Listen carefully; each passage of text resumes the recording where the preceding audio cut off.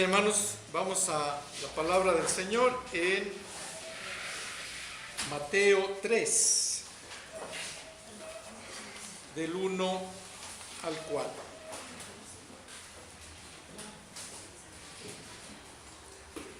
Mateo 3, del 1 al 4.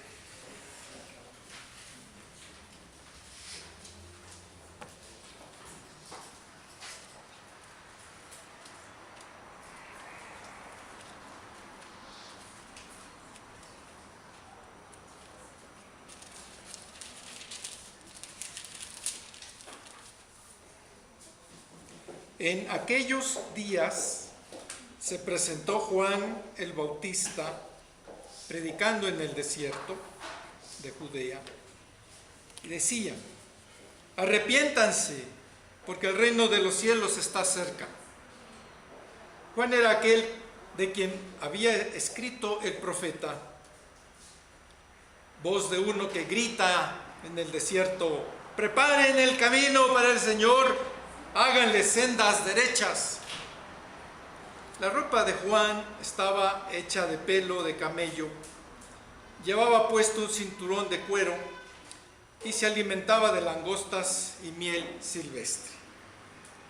Dios bendiga su palabra. Nadie necesita una hoja, ¿verdad? Todos tienen su... Allá el hermano necesita. Y allá también. Acá tenemos extras. Muchas gracias. Dice la palabra del Señor que en aquellos días, esos días eran, yo me imagino, muy complicados, porque eran días en donde no estaba el Señor Jesucristo. Para empezar, eran días que no se hablaba de su resurrección, eran días que no se hablaba del Evangelio. Qué diferentes serían esos días. Tal vez eran días de mucha idolatría, aquellos. Tal vez eran días en donde nadie sabía, y Dios, nadie podía contestar, ¿y Dios dónde está? Pero Dios no se había olvidado de su gente. Dios no se había olvidado de su pueblo en aquellos días. Y dice que el texto: apareció Juan.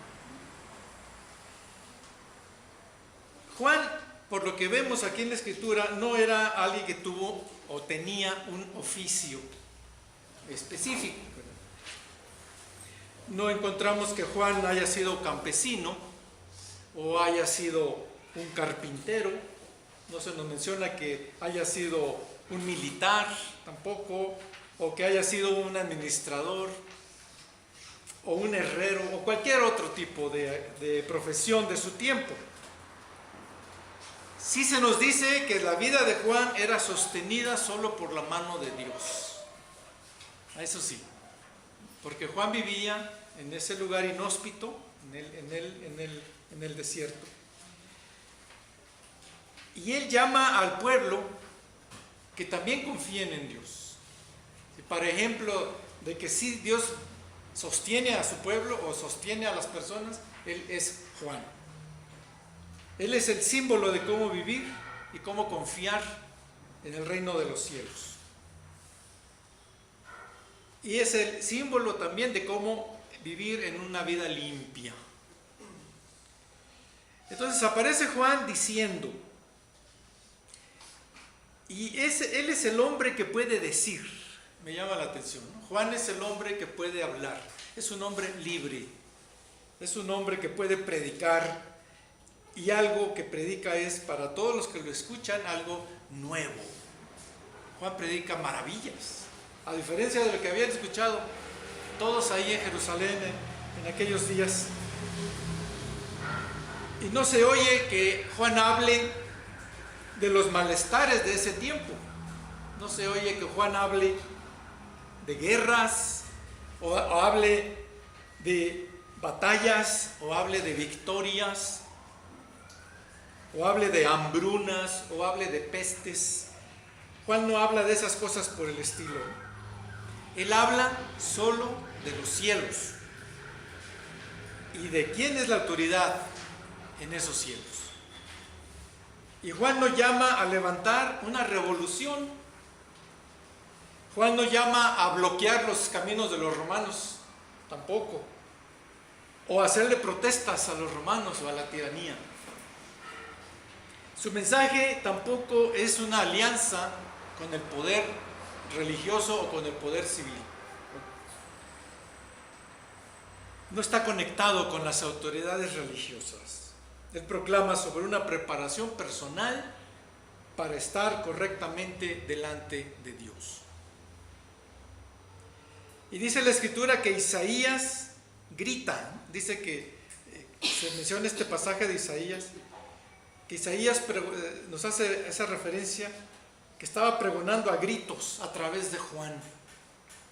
Ambos tienen los mismos sentimientos, Isaías y Juan, ambos tienen los mismos pensamientos, Isaías y Juan, ambos tienen la misma fe, pero cada uno con sus propias palabras. Y ambos tuvieron el ministerio de preparar las almas para que recibieran al Dios del universo, al reino de los cielos. Y ese es el trabajo que hacemos acá como iglesia. Preparamos a la gente para que venga delante del Señor y entonces le hable. El Señor le habla a la gente. Preparad el camino. Se nos da a entender que los humildes serán exaltados y que los soberbios serán humillados. Y la dificultad de la ley se va a cambiar por la facilidad de la fe. ¿Qué es esto que dice enderezar sus sendas? O sea, que nuestra vida esté recta delante del Señor. La proclama de estar en igualdad, en equidad como géneros. La proclama de estar en igualdad o en equidad como culturas o como nacionalidad. La proclama de estar en equidad de costumbres para llegar ante el Señor con mansedumbre. Juan en el desierto, no sé si ven esa figura, esa foto. Juan en el desierto, habitando en las cuevas de la comarca. ¿En dónde vivía Juan? No dice que tenga tienda, ¿no? Que esté en una tienda, él vive en las cuevas. Solo vestido de las ropas de la piel de los camellos y ceñido con un cinto grueso de cuero. Nada que ver con las ropas delicadas del séquito en el palacio. Jesús mismo les decía en Lucas 7:25, los que viven con ropas muy lujosas, los que viven con ropas muy finas, están en el palacio. Pero ustedes, ¿qué salieron a ver al desierto? A un hombre que vivía con esa ropa de camello. Yo no sé si era una ropa que se veía muy peluda o no, o estaba muy peinada, yo no sé. Esta es la persona y el mensaje de Juan el Bautista. Este es el mensaje que Dios ha puesto en mi corazón para hoy.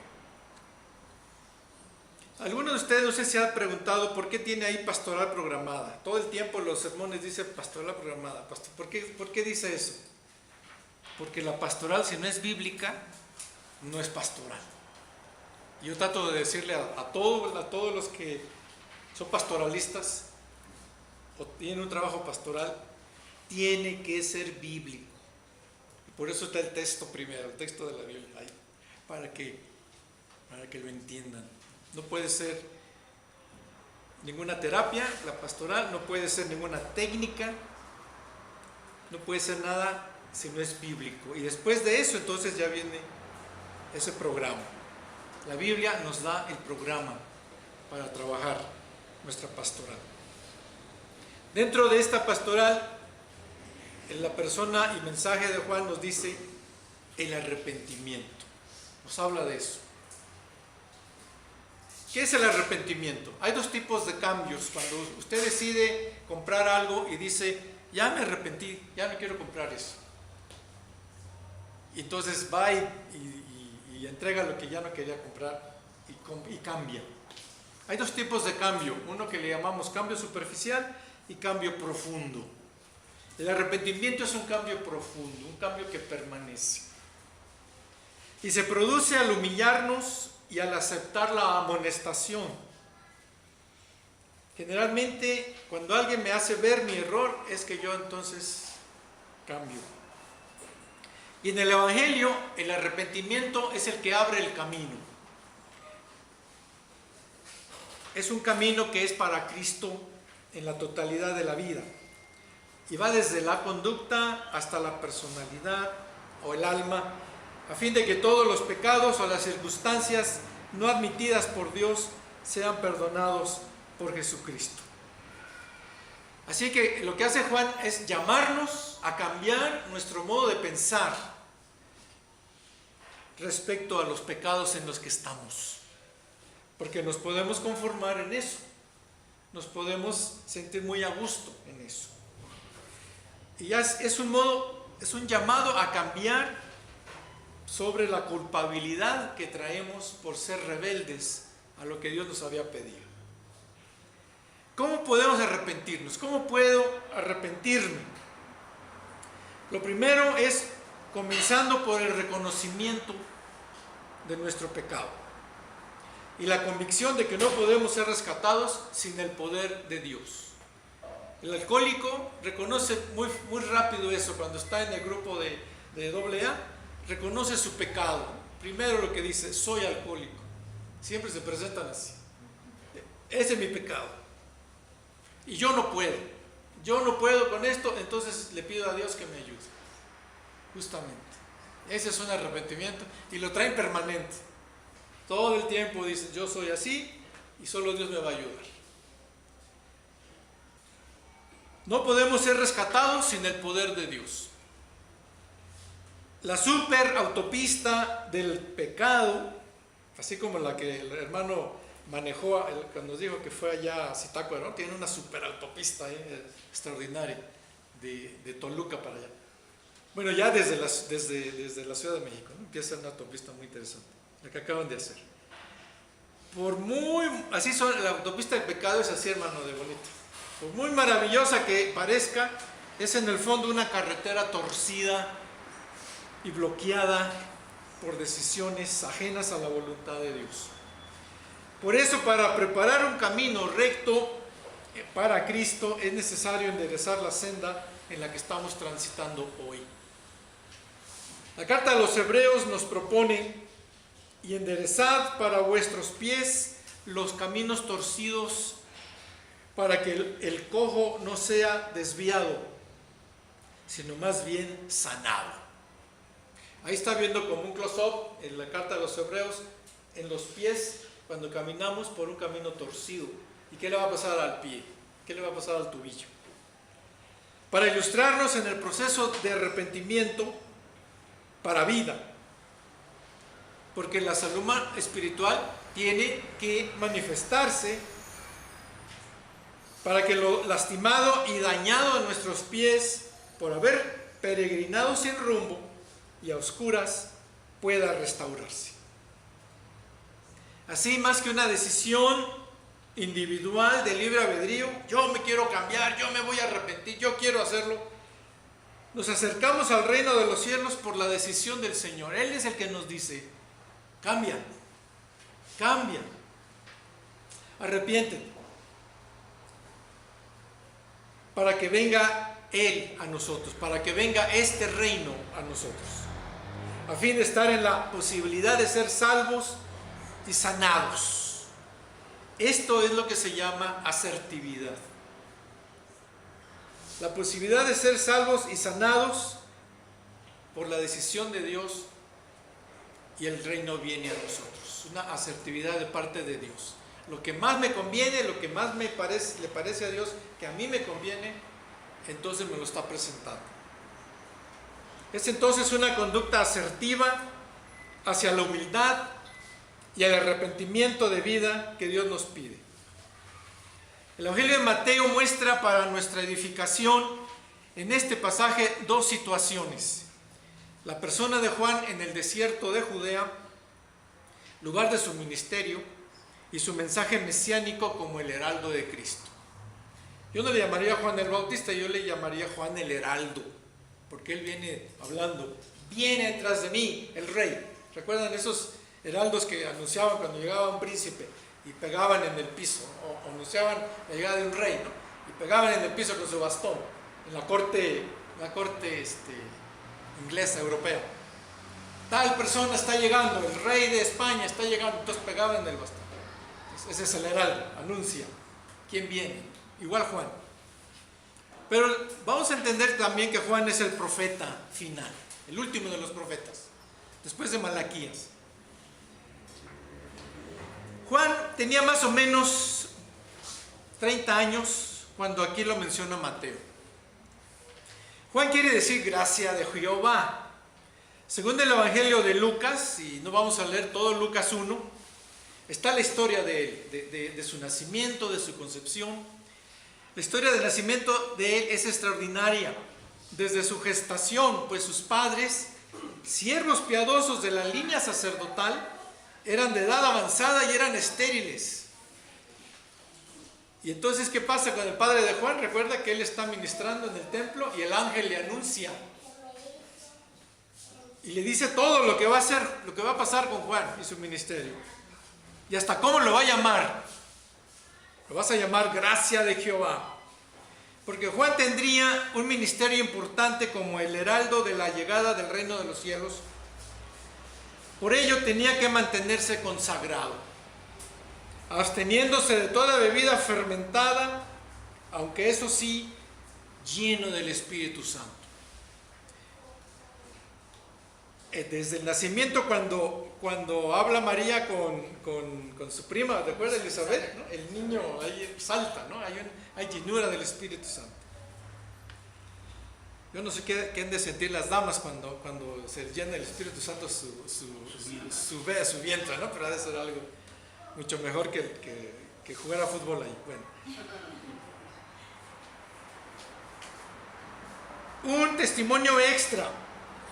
Juan en su infancia tuvo que ser parte de los niños más buscados para ser eliminado. ¿Recuerda a Herodes, el grande, que andaba persiguiendo a niños? Pues es contemporáneo del nacimiento de Jesús. Y esto implica que también su papá fue advertido para salvar a su familia de los soldados y no pudo ser quitada esa familia por Herodes en aquel tiempo. Juan tomó en su juventud 2 votos. El de Nazareo, que quiere decir consagrado al Señor, que es número 6, que no vamos a leer todo número 6, porque no bebía vino. Y el otro voto, y tampoco se cortaba el cabello, parece.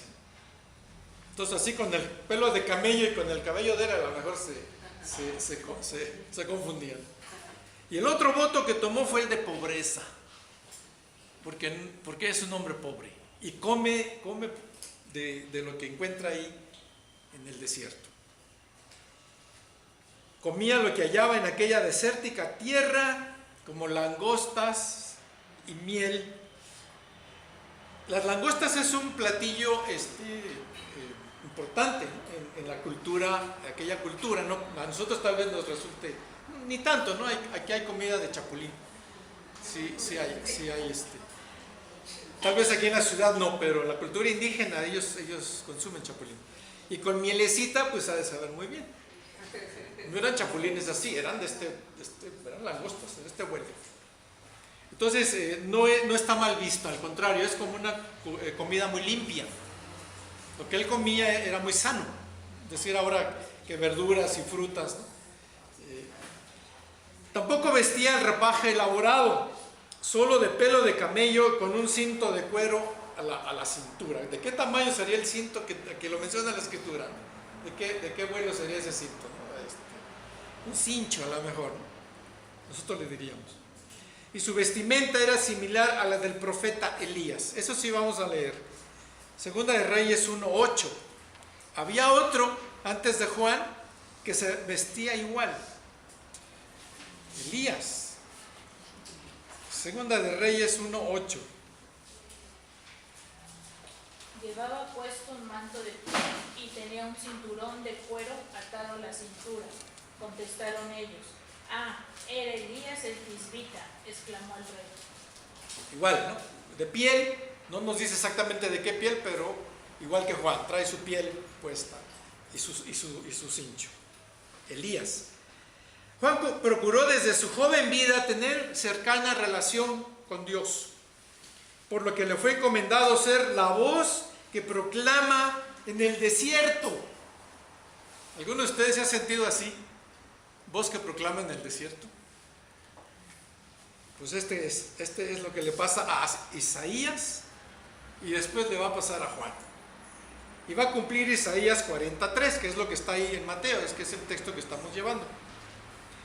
Juan floreció y dio fruto en esos montes desérticos que tanto contrastaban con las aguas del río Jordán. Ustedes, si ven ahí, está el desierto, el calor que hace a 50 grados, y va el agua. Desierto y agua. Contraste. Tuvo en el desierto de Judá como su hogar y red social. De ahí estaban sus discípulos. Y sabemos que hubo una gran red social porque incluso hasta encontraron más años, siglos después, esos documentos de Qumran o Qumran, ¿no? Que le llaman. Encontraron en las cuevas muchísimos documentos de Isaías precisamente. Entonces ahí la gente vivía y había muchos seguidores.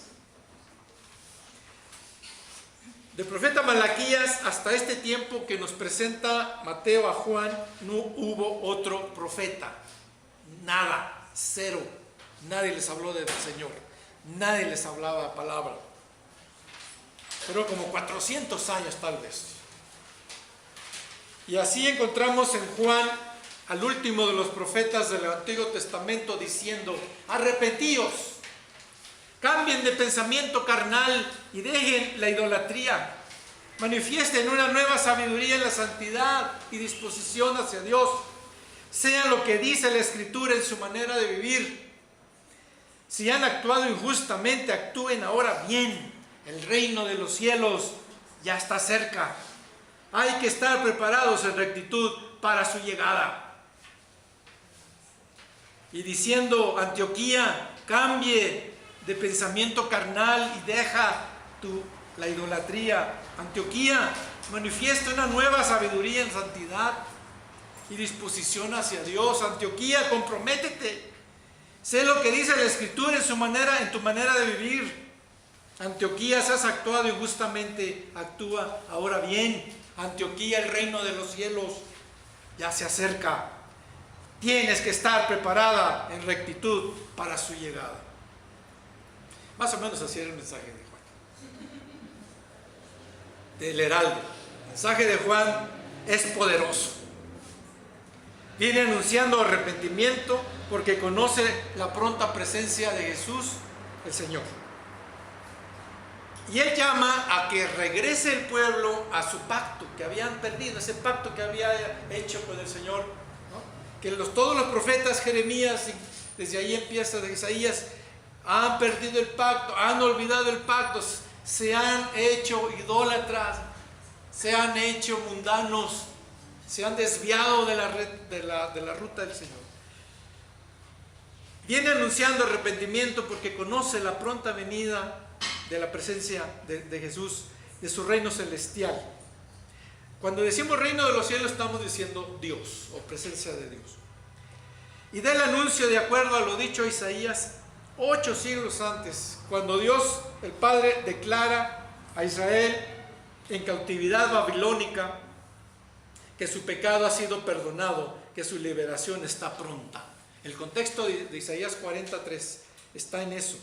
Dile a mi pueblo que su pecado es perdonado, que su liberación está pronta y que es hora de alentarse y de consolarse. Por eso es el tiempo de presentarse de la mejor manera en vida espiritual y pensamiento. Quítese todo impedimento, prepárese para el arribo del Señor. Isaías 45 y 6 dice lo siguiente: entonces se manifestará la gloria de Jehová y todo mortal juntamente la verá, porque la boca de Jehová ha hablado. Una voz decía: proclámalo, proclámalo. Así que Mateo interpreta a Juan el Bautista desde Isaías 40, de 3 al 6. Y nosotros también somos proclamadores de la cercanía de Dios. Eso le decimos a la gente. El Señor viene, el Señor viene. Acércate a Él, prepara tu vida delante de Él, preparando la calzada al Señor. Cuando ustedes ven cómo se hace una nueva carretera, un nuevo camino, a fin de tener una carretera transitable y sin muchas dificultades, se contratan escuadras de obreros, ¿no? Ahí vemos toda la gente que empieza a trabajar cuando van a hacer un camino, una carretera, para que vayan por delante preparando el camino, quitando piedras, llenando pozos y lugares bajos, allanando lugares altos, ¿no? Y desvaneciendo los peligrosos, enderezando los senderos torcidos, para cuando el alto ejecutivo del país lo recorra por primera vez, no se encuentra ahí con un bache, ¿no? Todo bien. Todos estos preparativos tienen el propósito de hacer más seguro y placentero el camino a la hora de inaugurarlo. En otras palabras, en la comprensión del judío de los tiempos de Jesús, el camino para salir del cautiverio bajo el imperio romano y del imperio del pecado estaba en preparar la calzada al verdadero ejecutivo de los asuntos del reino de los cielos. Todas las personas deberían participar en preparación física y espiritual en su venida.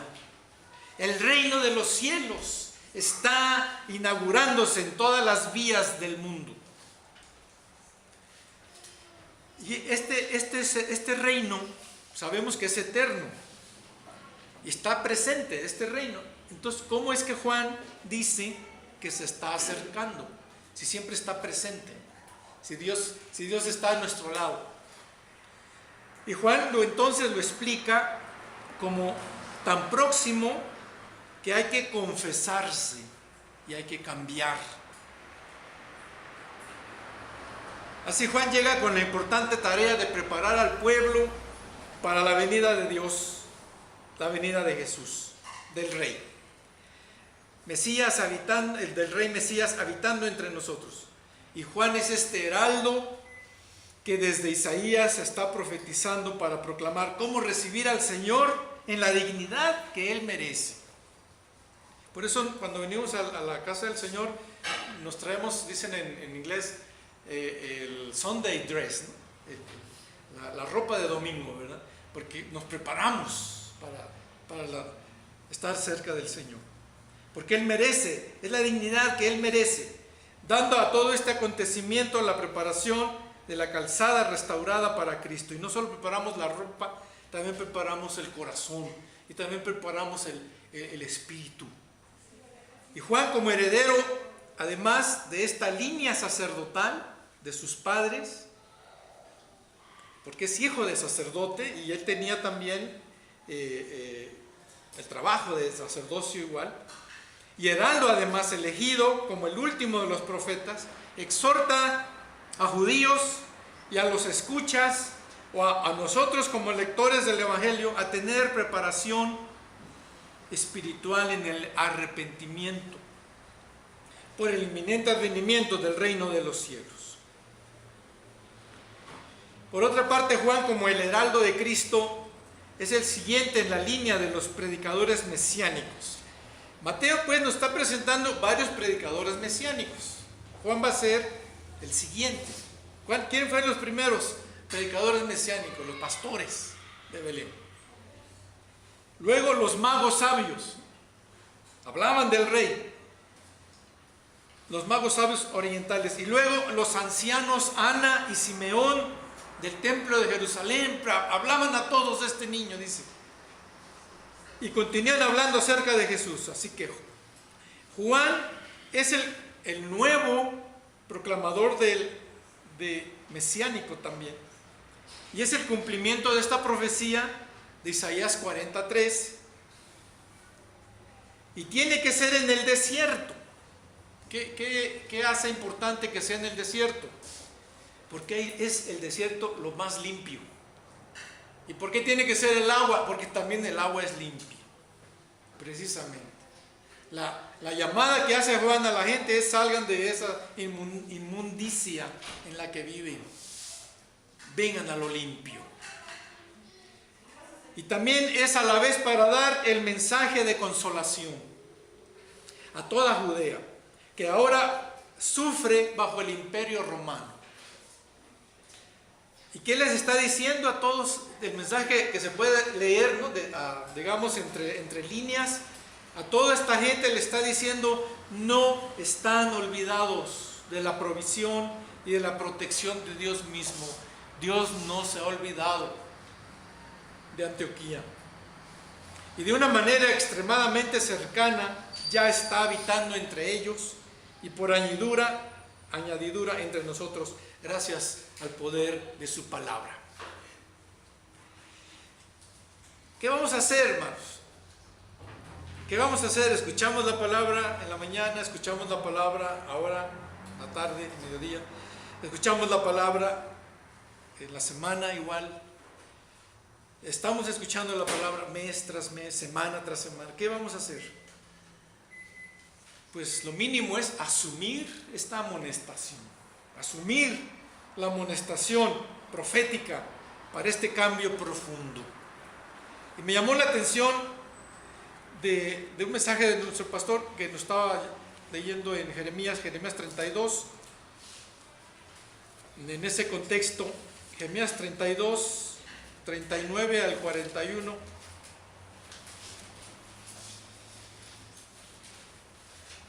El Señor se había ido de la presencia de Israel, ¿no? y de Judá, cuando ya se los lleva la cautividad. Y les dice: por eso la quitaré de mi presencia, por todo el mal que han cometido los pueblos de Israel y de Judá. Ellos, sus reyes, sus jefes, sus sacerdotes, sus profetas, todos los habitantes de Judá y de Jerusalén. Ellos no me miraron de frente, sino que me dieron la espalda. Y aunque una y otra vez les enseñaba, no escuchaban ni aceptaban corrección. Colocaban sus ídolos abominables en la casa que lleva mi nombre y así la profanaban. También construían altares a Baal en el valle de Ben y Hinón para pasar por el fuego a sus hijos e hijas en sacrificio a Moloc, cosa detestable que yo no les había ordenado y que ni siquiera se me había ocurrido. De este modo hacían pecar a Judá. Por lo tanto, así dice el Señor, Dios de Israel, acerca de esta ciudad, que según ustedes caerá en manos del rey de Babilonia por la espada, el hambre y la pestilencia. Voy a reunirlos de todos los países a donde mi ira, furor y terrible enojo los dispersé, y los haré volver a este lugar para que vivan seguros. Ellos serán mi pueblo y yo seré su Dios. Haré que haya coherencia entre su pensamiento y su conducta, a fin de que siempre me teman para su propio bien y el de sus hijos. Haré con ellos un pacto eterno. Nunca dejaré de estar con ellos para mostrarles mi favor. Pondré mi temor en sus corazones y así no se apartarán de mí. Me regocijaré en favorecerlos y con todo mi corazón y con toda mi alma los plantaré firmemente en esta tierra. Yo pregunto, hermanos, ¿hay calzada transitable en nuestra vida para que se cumpla esta promesa de este pacto? Nunca dejaré de estar con ellos para mostrarles mi favor. ¿Hay calzada transitable en nuestra familia? No como pasó como Israel, que construyeron altares. Ahora los nuevos altares se llama televisión, Nintendo, ¿no? Ahí se los come el fuego de eso a nuestros hijos, ¿verdad? Y otras cosas que no deben ver. Hay calzada transitable en Antioquía para la llegada del reino de los cielos. Y se dé esta promesa de que el Señor se regocije y nos favorezca con todo su corazón y con toda su alma y nos plante firmemente en esta ciudad. Porque en estos añitos hemos andado como de acá para allá, ¿verdad? Y así no prospera ninguna plantita, ¿verdad? Usted la pone aquí, la quita, la pone allá, la quita, se muere. Hay en calzada transitable en nuestra iglesia para la llegada del reino de los cielos. Demos como ofrenda para el Señor la vida asertiva, la vida espiritual en santidad, en arrepentimiento, para volvernos los herederos del reino del Señor, que viene acompañando mucha salud. No lo dejemos pasar de largo. Sí, nos hablaban hace muchos años del Señor y nos quedamos con las antiguas glorias de eso que nos hablaban antes del Señor, y lo dejamos pasar ahora. No lo dejemos pasar de largo, pues aquí está a través de la proclamación de su palabra. Es para nuestro bien esto que nos pide el Señor. Es para nuestra seguridad, para nuestro consuelo, para nuestra salud total y permanente. Proclamar esta palabra es nuestra consigna. Amén. Amén. Que Dios bendiga a su palabra. Amén.